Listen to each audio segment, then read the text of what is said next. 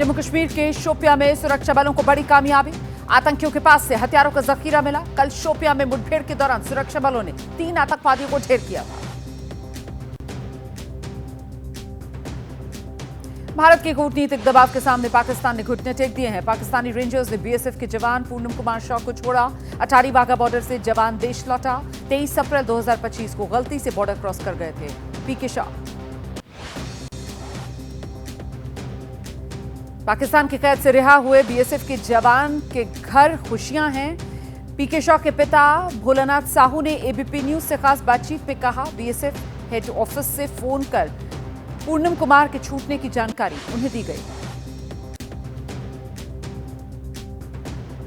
BSF जवान की रिहाई पर उनकी पत्नी ने खुशी जताई। कहा, पीएम मोदी हैं तो सब संभव है।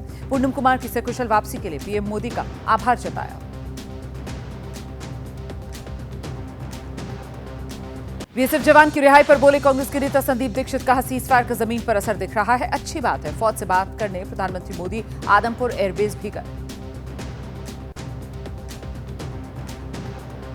ऑपरेशन सिंदूर के बाद राष्ट्रपति द्रौपदी मुर्मू से मिले तीनों सेना प्रमुख। सीडीएस जनरल अनिल चौहान भी मौजूद रहे। राष्ट्रपति ने सेना की सराहना की।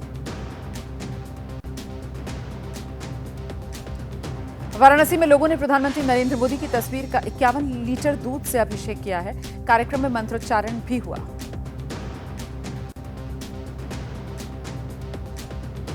ऑपरेशन सिंदूर की सफलता का देश भर में जश्न है। मुंबई के थाने में निकली भव्य तिरंगा यात्रा। महाराष्ट्र के उप मुख्यमंत्री एकनाथ शिंदे रैली में शामिल हुए। तिरंगे के साथ लोगों ने लगाए भारत माता की जय के नारे।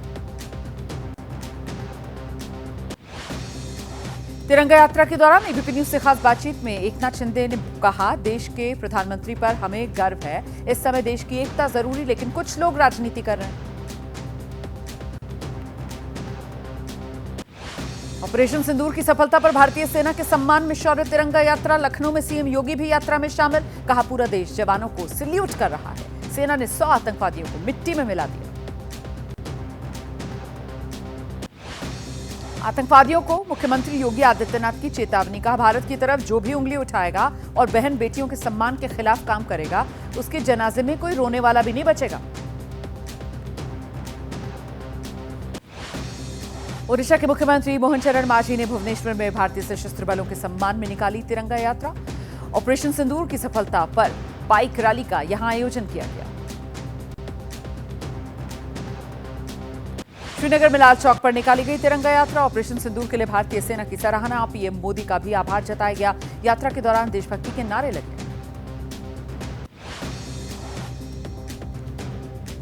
पटना लाया गया है शहीद रामबाबू सिंह का पार्थिव शरीर। नेता प्रतिपक्ष तेजस्वी यादव ने श्रद्धांजलि दी है। सीवान में पूरे राजकीय सम्मान के साथ अंतिम संस्कार।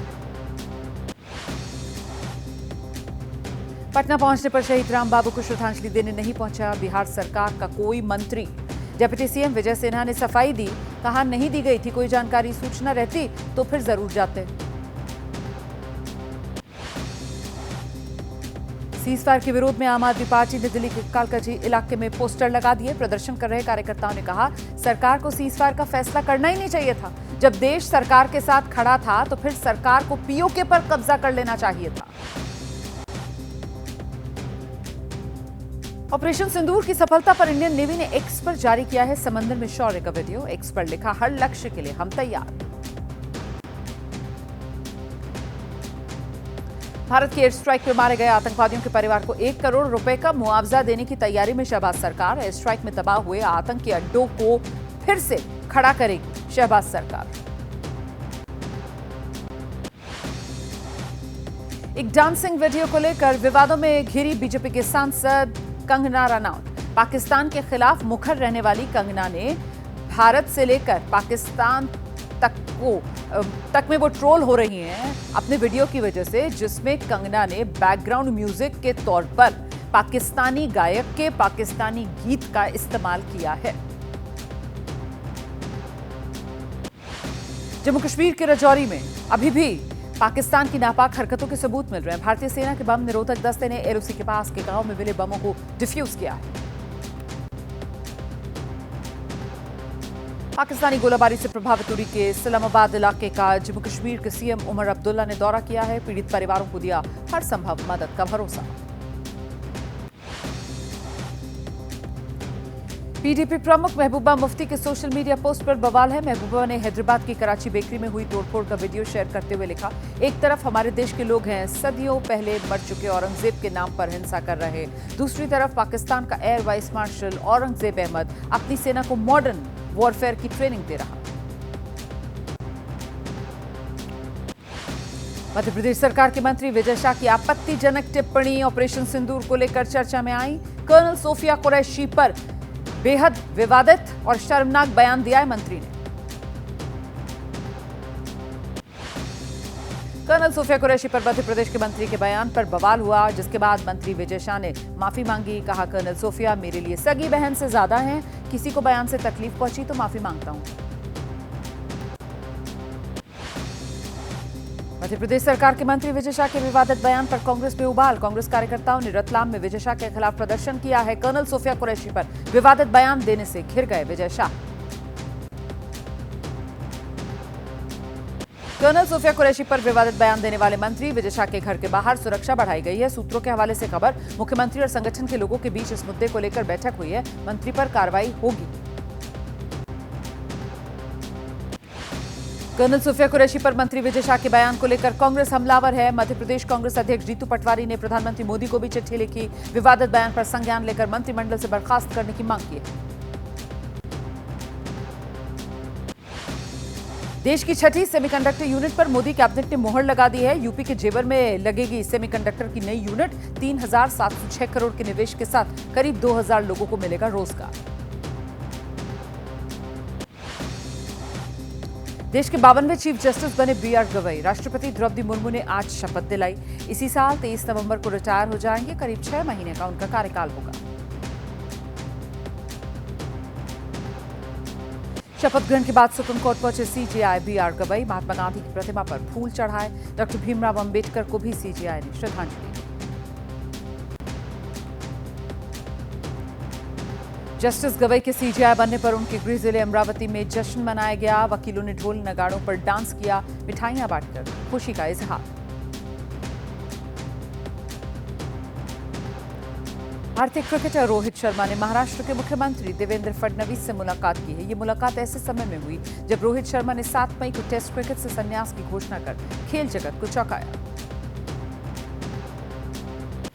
लोक शिकायतों को लेकर दिल्ली सचिवालय में मुख्यमंत्री रेखा गुप्ता ने अधिकारियों के साथ बैठक की है। जल्द से जल्द समस्या के समाधान का निर्देश। मुंबई में पिज्जा डिलीवरी बॉय को मराठी ना बोलने पर पैसे नहीं मिले। मराठी कस्टमर ने डिलीवरी बॉय पर मराठी भाषा में बोलने का दबाव बनाया। डिलीवरी बॉय ने वीडियो बनाकर वायरल किया।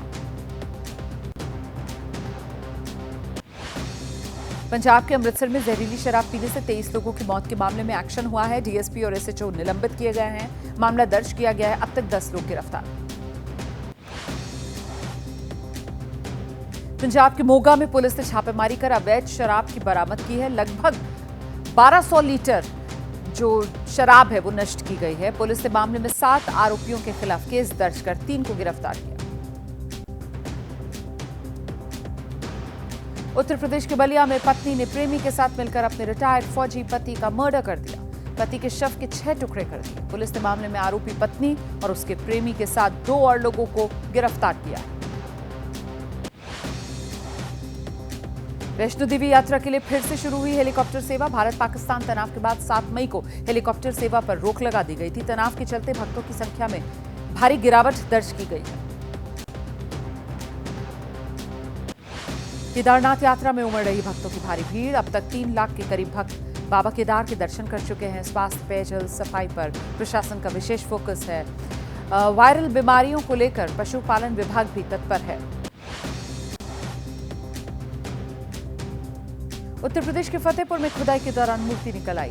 भगवान विष्णु की ये मूर्ति है। पुलिस ने पुरातत्व विभाग को मामले की जानकारी दी है।